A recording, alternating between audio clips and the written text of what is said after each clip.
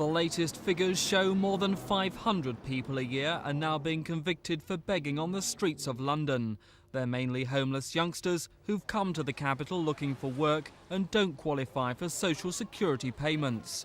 Most are prosecuted under the 1824 Vagrancy Act.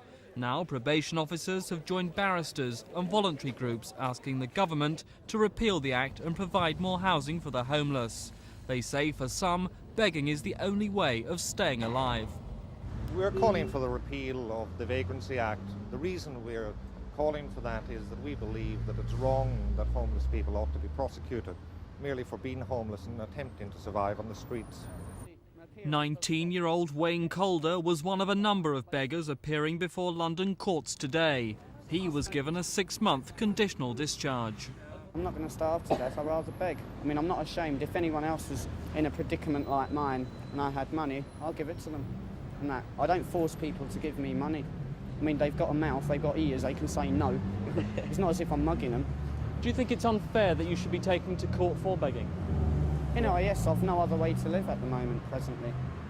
So you would also support a change in the law? I mean, it's a choice of starving to death and begging for money, for food. I'll beg unashamedly.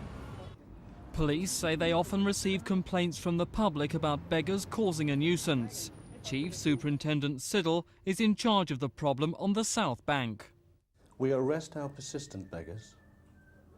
And, you know, to put it in perspective, if I tell you that our arrest rate is less than 1 a day, the number of beggars down there is considerable. So, you know, it's not a case of going over the top to try and deal with the problem. It's really a case of trying to get the right balance. But these people say it's the only way they can live and eat. I don't think that's necessarily the case. Certainly some of the persons arrested for begging that we have had homes. Certainly some of them are earning £40 a day that they will admit to. £300 a week is not a bad living.